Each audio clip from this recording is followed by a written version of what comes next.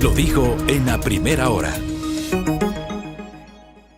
La novela continúa y la novela tiene un nuevo capítulo. Me refiero a la novela de lo que va a ocurrir el día de hoy.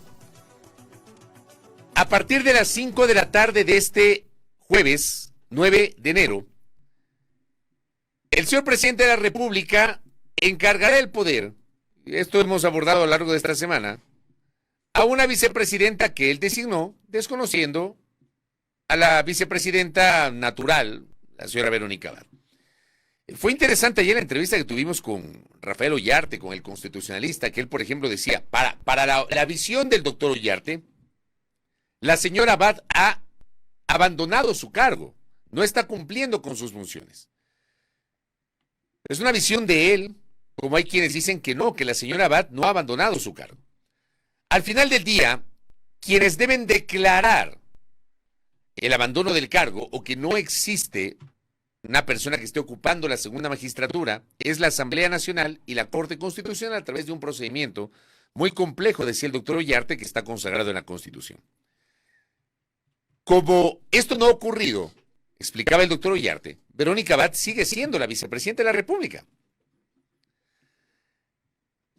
Pese a eso, el gobierno interpreta que la vicepresidenta no ha cumplido con la disposición del señor presidente y nombran una vicepresidenta directamente, que no emerge de las urnas.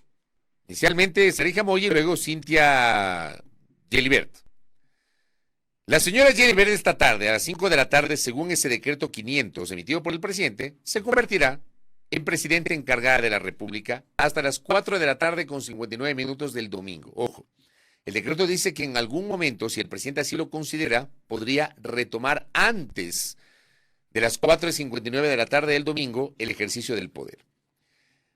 Pero en medio de todo esto, por supuesto, se ha generado un nuevo capítulo, decía yo al inicio del comentario de esta telenovela, con la respuesta que anoche le genera la Asamblea Nacional, algo hacia las 9 de la noche más o menos. Le genera una respuesta.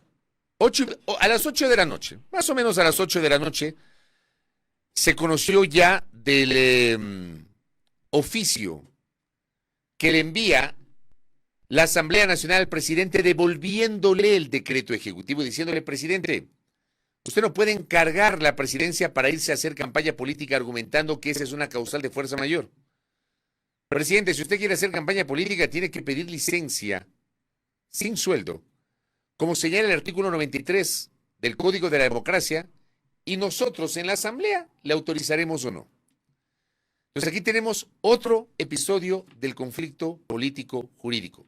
Vamos a revisar justamente cuál fue la respuesta de ayer de la Asamblea Nacional. Como digo, después de las 8 de la noche se conoce justamente de esta novedad. Póngame el primer documento, por favor. Es un documento de 2 páginas que está firmado por el secretario general de la Asamblea Nacional, el magíster Alejandro Muñoz Hidalgo.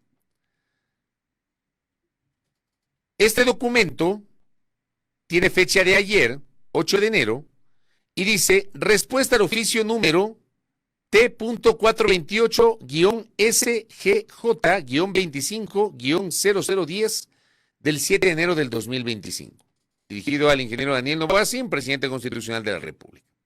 Entonces, en esta primera parte, que ponen atención al oficio tal, se refieren justamente al documento que enviaron a la Asamblea, el señor presidente constitucional de la República, encargada de la presidencia, la economista Cintia Natalie Gelibert Mora, vicepresidenta constitucional de la República por efecto del artículo 150 de la Constitución de la República, desde las 17 horas del jueves 9 de enero del 2025 hasta las 16:59 del domingo 12 de enero del 2025. Vamos a la parte resaltada de esta primera parte. Dice, al respecto, me permito señalar que el artículo 146 de la Constitución establece que en caso de ausencia temporal de la presidencia de la República, lo reemplazará quien ejerza la vicepresidencia. Se considerará ausencia temporal la enfermedad u otra circunstancia de fuerza mayor que le impida ejercer su función durante un periodo de 3 meses o la licencia concedida por la Asamblea Nacional. Este artículo 146, oyentes, internautas, lo revisamos ayer en este espacio. En tal sentido, dice, para cumplir con el mandato constitucional mencionado en el artículo 42 de la Ley Orgánica de la Función Legislativa, expresamente dispone que la presidenta o el presidente de la República podrá solicitar a la Asamblea Nacional licencia para ausentarse temporalmente de la presidencia por un periodo máximo de un mes. La Asamblea Nacional evaluará la solicitud y podrá aceptarla o negarla con el voto favorable de la mayoría absoluta de sus integrantes. Luego, en la parte de más abajo, dice el decreto ejecutivo número 500 del 7 de enero, al que hace relación su notificación, en los considerandos señala, y ahí mencionan el tema de la interpretación del Ejecutivo respecto de la ambigüedad de la norma, como la ha expuesto el Consejo Nacional Electoral. Nosotros lo presentamos ayer el comunicado del CNE, refiriéndose a esta discusión sobre actos públicos de gobierno o actos de proselitismo. Y el CNE explicaba qué se puede hacer y qué no se puede hacer. Vamos a la siguiente página. Digamos, en la siguiente página del documento que le envía el secretario de la Asamblea está el condumio.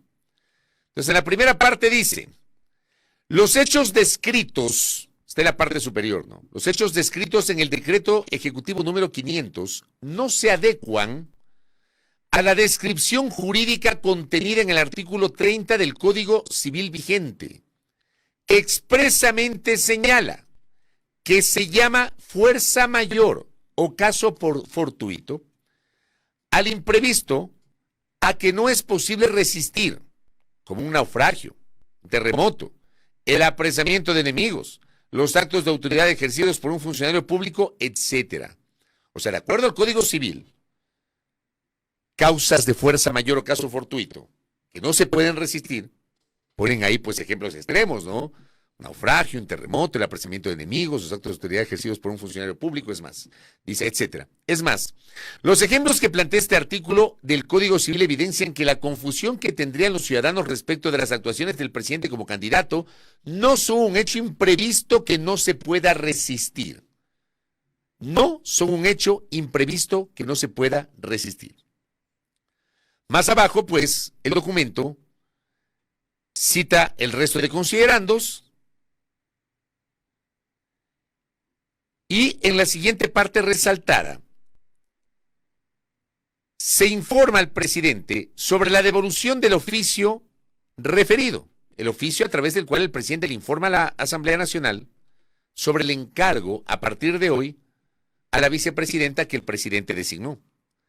Al no cumplir, dice la justificación de la devolución del oficio, por lo dispuesto en el artículo 146 de la Constitución de la República y el artículo 42 de la Ley Orgánica de la Función Legislativa, y porque lo señalado en el decreto ejecutivo número 500 no se adecua al concepto de fuerza mayor o caso fortuito. En consecuencia, dice, usted en su calidad de presidente de la República debe solicitar una licencia sin remuneración a esta Asamblea Nacional, a fin de que ésta resuelva negar o conceder la misma por ausencia temporal, de conformidad con lo prescrito en el artículo 42 de la Ley Orgánica de la Función Legislativa, que textualmente señala: solicitud de licencia del presidente de la República. El presidente de la República podrá solicitar a la Asamblea licencia para ausentarse temporalmente de la presidencia por un periodo máximo de un mes. La Asamblea Nacional evaluará la solicitud y podrá aceptarla o negarla con el voto favorable de la mayoría absoluta de sus integrantes. Gracias. Esta es la respuesta de la Asamblea Nacional, que, digamos, abrirá un nuevo episodio de controversia con el Ejecutivo. Pero va de la mano con lo que hemos conversado con ustedes en los últimos 2 días. ¿Cómo se puede asumir que el encargar la presidencia para ir a hacer campaña política es una causa de fuerza mayor? Y ayer justamente en el comentario, lo compartimos con ustedes, se demostró que es una causal de fuerza mayor, citando el ejemplo de Jorge Glass. Esa fue una causal de fuerza mayor. ¿Qué es fuerza mayor? No es ir a hacer campaña política. Máxime cuando el día de hoy, por ejemplo, ya Diario El Universo anunciaba, y esto Andrea lo leyó en la primera parte de nuestro espacio, anunciaba que el día de hoy el señor presidente de la República va a participar en una megacaravana de ADN en Santa Elena. Dice la nota del Universo. El Movimiento Acción Democrática Nacionalista 7 ya se prepara para las actividades que realizará el presidente candidato en los días en los que se acogerá a una licencia sin sueldo para poder realizar campaña electoral. Para este jueves 9 de enero, ADN convoca una gran megacaravana en la ciudad de Santa Elena. Se solicita la congregación de los simpatizantes para participar en el recorrido a las 3 de la tarde en el paso peatonal de Universidad Península de Santa Elena. El Universo conoció que Noboa participará en un recorrido en la ciudad de Guayaquil. Noboa será candidato desde las 5 de la tarde de hoy hasta las 4:59 del domingo y encargará el poder a Cynthia Gelliver. Entonces, ir a participar en una caravana en Guayaquil o en Santa Elena no es una causal de fuerza mayor. Entonces, volvemos a la misma discusión. ¿Qué es fuerza mayor y por qué consideramos? Yo mismo he dado mi opinión. Yo soy de los que cree que el presidente de la República el 5 de enero tenía que haberse sometido a una licencia obligatoria para hacer campaña electoral. Yo soy de los que piensa que cualquier acto que ejerce el presidente de la República se puede confundir con proselitismo político. Que cuando aparece el señor presidente de la República en el balcón de Carondelet y le dice a los simpatizantes que se congregan en la Plaza Grande que en 5 semanas va a resurgir el país, va a resurgir el Ecuador, desde mi punto de vista es una forma de hacer proselitismo político. Porque si no hubiera sido 5 de enero, si hubiese sido 4 de enero, este acto con la presencia del señor presidente de la República, eso no hubiese sido considerado proselitismo político porque no empezaba la campaña. Pero el 5 de enero sí, desde mi punto de vista. Desde mi punto de vista, que el presidente de la República aparezca en un acto de inicio de las obras de las vías de acceso para la construcción del 5º puente de la ciudad de Guayaquil y que se refiera al final de su intervención a los que no votaron por mí tienen oportunidad de no equivocarse o algo así. Es un acto de proselitismo político. Entonces yo creo que no hay que dónde perderse. Si tenemos una candidata a la Asamblea Nacional, la señora Yadira Vallas, que en Santo Domingo de los Áchilas llega con cocinas de inducción que estaban en manos del Ministerio de Inclusión Económica y Social para entregar a la gente, para regalar a la gente, cocinas de inducción, ya cuyo programa fue lanzado al tacho de la basura por el gobierno del presidente Lenín Moreno, cuyo programa no tuvo continuidad durante el gobierno del presidente Lasso. Hoy deciden sacar de las bodegas esas cocinas y entregarlas. ¿Pero quién tiene que entregar esas cocinas?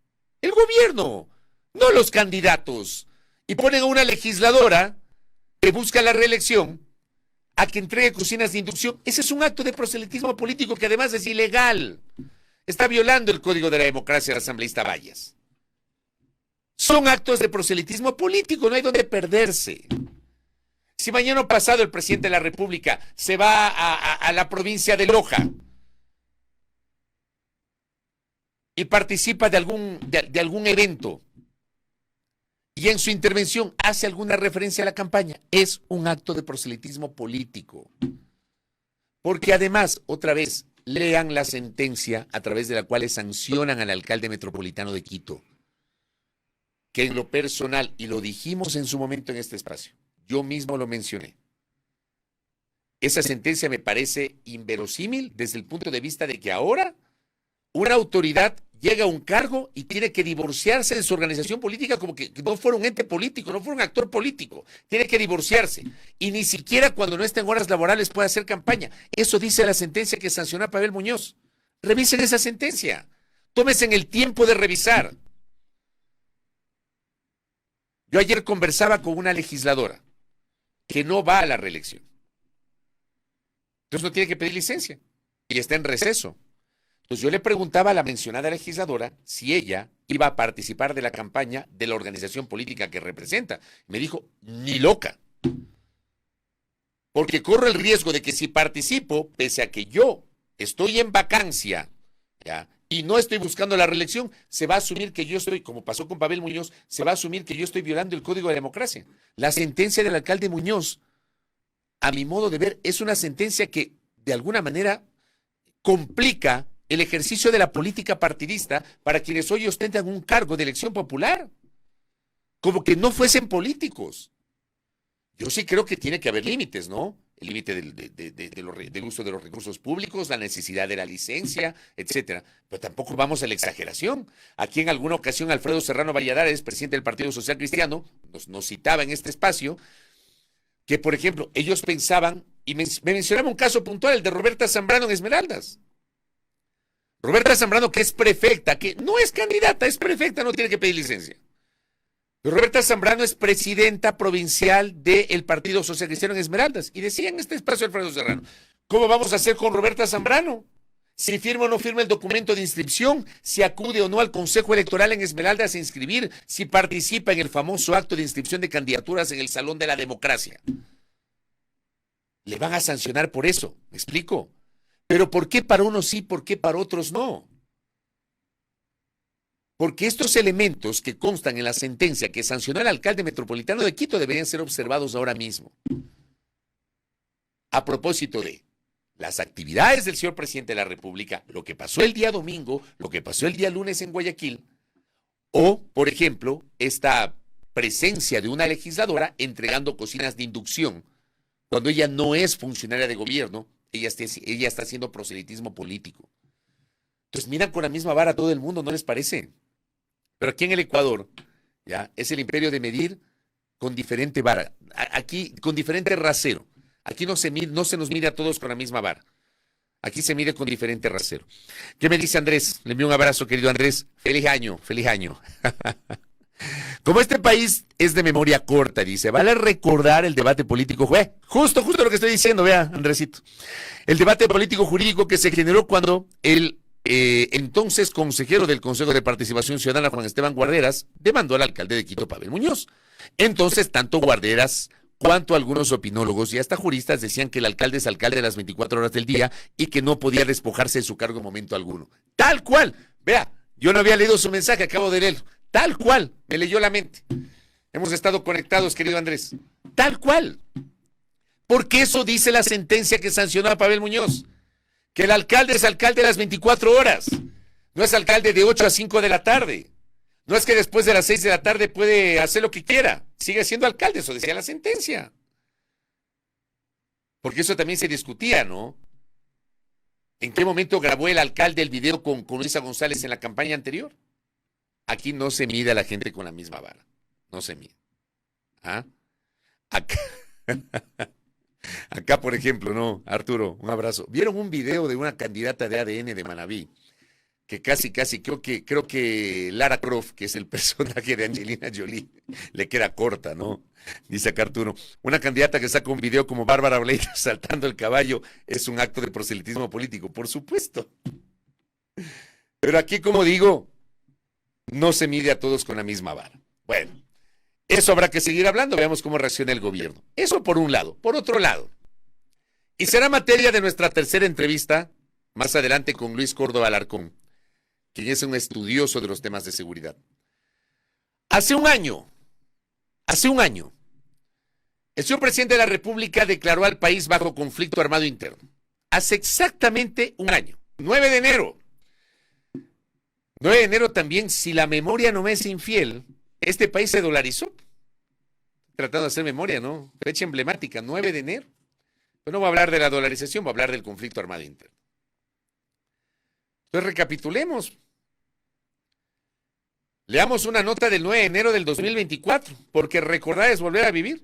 Nota del portal Primicias. Noboa declara conflicto armado interno y dispone de la salida de militares. El presidente Daniel Noboa emitió este 9 de enero del 2024 un decreto ejecutivo en el que reforma el estado de excepción vigente, que fue emitido el 8 de enero. ¿Y saben por qué emitió el 8 de enero el decreto ejecutivo del estado de excepción? Porque el 7 de enero se conoció la noticia de que se les había fugado Fito. Ya nadie se acuerda de Fito. El 7 de enero, que fue un domingo, todo el mundo ya había comentado que se fugó Fito y finalmente el SNAI, que se demora unas eternidades para confirmar. Creo que hasta ahora, déjeme ver si el SNAI ya confirmó lo del gordo Mendoza, me parece que es un privado de libertad que fue asesinado. Hasta este momento no informan. Pero ya está en todos los periódicos, está en todos los medios que el gordo Mendoza fue asesinado. Hasta ahora. ¿Ya? No sabemos cuándo se fugó Fito. Pero el 7 de enero se conoció que se fugó Fito. El 8 de enero declaran el estado de excepción y el 9 de enero declaran al país bajo conflicto armado interno. Por ello, decía la nota de primicias, dispuso la movilización e intervención inmediata de las Fuerzas Armadas y la Policía en territorio nacional. El decreto se emitió minutos después de que atacantes armados se tomaran las instalaciones de TC Televisión y transmitieran en vivo. Creo que fue un martes, el 9 de enero. Recuerdo claramente que teníamos todavía irreverentes y estábamos con la Sol y el José grabando, queriendo grabar el programa y tuvimos que suspender la grabación y salir en vivo como 6 horas ahí a transmitir lo que estaba pasando. Este nuevo decreto dispone identificar a los siguientes grupos organizados como organizaciones terroristas y actores no estatales beligerantes dado el conflicto armado interno. Águilas, Águila Killer, AK-47, Caballeros Oscuros, Chone Killer, Choneros, Corbicheros, Cuartel de las Feas, Cubanos, Fatales, Gánster, Caterpillar, Lagartos, Latin Kings, Lobos, los P-27, los Tiburones, Mafia 18, Mafia Trébol, Patrones, R7 y Tiguerones. O sea, tenemos a los Tiburones y a los Tiguerones. El decreto ordenó, que fue el decreto 111, a las Fuerzas Armadas que ejecuten operaciones militares para neutralizar estas organizaciones delictivas enumeradas. El Consejo de Seguridad puede actualizar el listado de grupos identificados como terroristas. No sé si el Consejo de Seguridad, primero no sé si se habrá vuelto a reunir. No tengo idea. Y no sé si ese listado habrá sido actualizado. Y estará actualizado a esta hora. 6 meses después, el 19 de julio, 6 meses después, el portal de noticias internacional France 24 hace un balance del conflicto armado interno. Decía la nota, fue una nota redactada por la querida colega y gran amiga Carolina Mela Jape, en ese momento para France 24. Entiendo que Carolina hoy es periodista para Diario El País de España. Ecuador cumplió los primeros 6 meses de la declaratoria del conflicto armado interno. Esto, como digo, fue una nota de julio del año pasado. El gobierno habla de 6 meses exitosos sin hacer visibles las cifras. Entonces, es una crónica un poquito extensa. Y obviamente ahí se hace una revisión de los primeros 6 meses. Por ejemplo, disminución de crímenes mientras los secuestros y extorsiones continúan. Las calles y las cárceles fueron militarizadas y señalaron como objetivo militar a 22 organizaciones criminales. 6 meses más tarde de esa medida, la evaluación sobre los resultados que ha hecho el bloque de seguridad es de una disminución de crímenes violentos del 18% entre el 9 de enero y el 14 de julio. Eso significa 691 homicidios menos respecto al mismo periodo del 2023, decían en julio del año pasado. No solo hay menos muertos, sino que hay una política pública de resultados concretos y acciones concretas, dijo en su momento la ministra Mónica Palencia. Pero las cifras, dice el reporte, no están transparentadas. El gobierno ha sacado de los portales de acceso a la información pública la data de homicidios y robos. Hay que esperar que los funcionarios den una rueda de prensa para conocer las cifras. Por ejemplo, la primera semana de julio los homicidios intencionales se habían reducido en un 38%, pero una semana después la disminución era del 18%. Las autoridades no hablan sobre otros delitos que tienen arrinconados a los ecuatorianos, como los secuestros y extorsiones. Esto hace 6 meses sigue ocurriendo, ¿ah? Vayan y miren, no sé si ustedes lograron ver unas estremecedoras imágenes del momento en que la UNACE rescata a un niño de 6 años secuestrado. Es horroroso, horroroso. Y secuestrado por quien ya tenía un caso de secuestro de hace 2 años.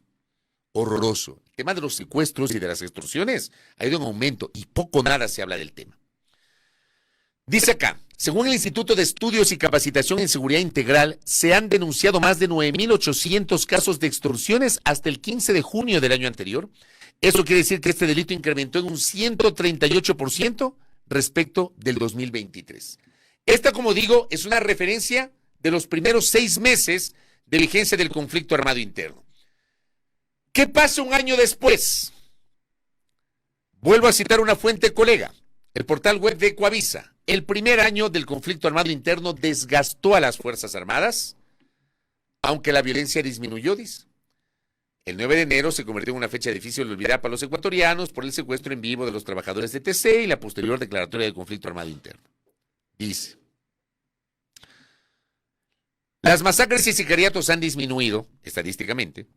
En la cifra de asesinatos en este año hay un 18% menos respecto del 2023, aunque en 2024 todavía es el segundo año más violento de la historia. Y claro, las Fuerzas Armadas están en la mira. Creo que lo más reciente, este hecho que nos sigue conmoviendo, la desaparición provocada por elementos de Fuerzas Armadas. Porque los detuvieron y se los llevaron. Los secuestraron a 4 niños. A Josué, Ismael, Nehemías y Steven. Se los llevaron con rumbo desconocido y 23 días después se confirmó su muerte.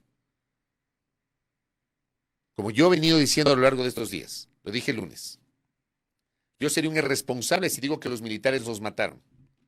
Pero soy completamente responsable al afirmar que los militares son responsables de lo que les pasó porque se los llevaron con rumbo desconocido y los dejaron botados en una carretera, semidesnudos y golpeados. Todo eso está comprobado, no es invento de quienes hablan ni especulación. Y eso ha puesto a los militares en la mira, pero no es el único caso. La periodista Carol Noroña, por ejemplo, cita 145 denuncias por extralimitación en un acto de servicio de enero a julio del 2024. Póngame el último gráfico que le envié, no el de primicias, sino el que publicó Carol, citando la fuente general, la fuente de la Fiscalía General del Estado. Ahí está. Extralimitación en la ejecución de un acto de servicio en 2024 son 145 procesos abiertos, 140 están en investigación previa, 1 en instrucción fiscal y 4 en solicitud de archivo. ¿Ya? Decía Carol en su cuenta de ex, el 6 de enero, hace 3 días, he citado la cifra de 145 denuncias por extralimitación de un acto de servicio de enero a julio de 2024 porque la obtuve con información de la Fiscalía. Este gráfico consta de nuestra investigación, la doble muerte de Carlos Javier Vega y Panaqué. Lideran las provincias de Guayas, Esmeraldas, Pichincha, Los Ríos y Manabí. Este es el delito que investiga la Fiscalía. En el caso de la muerte de Carlos Javier, pero hay posibilidad de retipificación. Solo hasta julio del año pasado, 140 estaban en indagación previa, fase preprocesal, 4 en cambio con solicitud de archivo y 1 en instrucción fiscal. Póngame el otro gráfico, el de primicias en cambio, que publica primicias. Esta nota de hace 9 días, hace poquito más de una semana, una nota redactada por el periodista Mario Alexis González. Las cifras de violencia en el Ecuador. Ecuador atravesó una mejoría que no es suficiente. Se registra una reducción de 7 puntos en la tasa de muertes violentas. La cifra todavía es una de las peores de América Latina y ahí tienen ustedes este gráfico que da cuenta de la evolución de las muertes violentas. 2023, un año horripilante. 2024.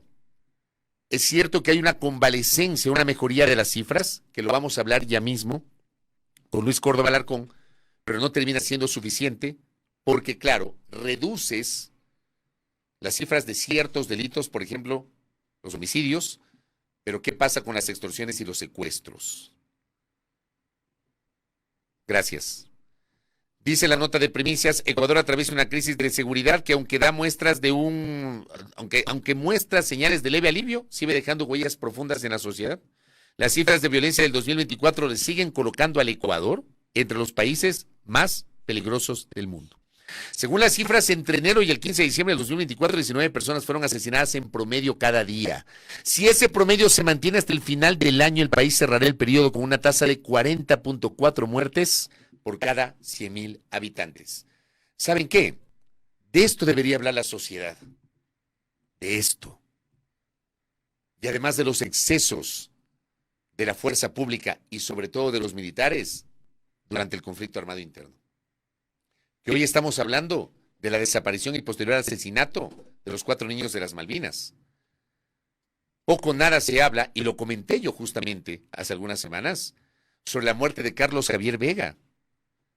Y una de las pocas periodistas que no ha dejado morir el tema es Carol Noroña. El 2 de febrero del 2024, un chico que recibió disparos por parte de los militares y que terminó siendo asesinado. En este reporte dice Carol, a las 11:15 de la mañana del 2 de febrero, Carlos Javier Vega, 19 años, recibió 4 impactos fulminantes de fusil militar en su cuerpo. en un polvoroso barrio de casas de tablas quebradas y techos de zinc en el sureste de la ciudad de Guayaquil. De esto nadie habla, nadie se acuerda. Me imagino que los que justifican lo que pasó con los niños de las Malvinas también justificarán esto. O hay algunos opinadores que dicen que en las guerras hay bajas y también hay daños colaterales, como dicen algunos. Esa es la narrativa que muchas veces nos quieren vender. De esto, como digo, vamos a hablar más adelante. Acá me dice Juan Pablo, le envío un abrazo. Hoy en la noche será un especial sobre el ataque de TC hace un año, con imágenes que nunca antes habían salido a la luz, captadas por cámaras de seguridad. Para aquellos sujetos, dice Juan Pablo, que creen que lo de TC fue un show. Gracias, Juan Pablo. Estaremos atentos, obviamente, a la presentación que usted nos ha enviado, ¿no? Primera plana. Todas las noticias, todas las voces.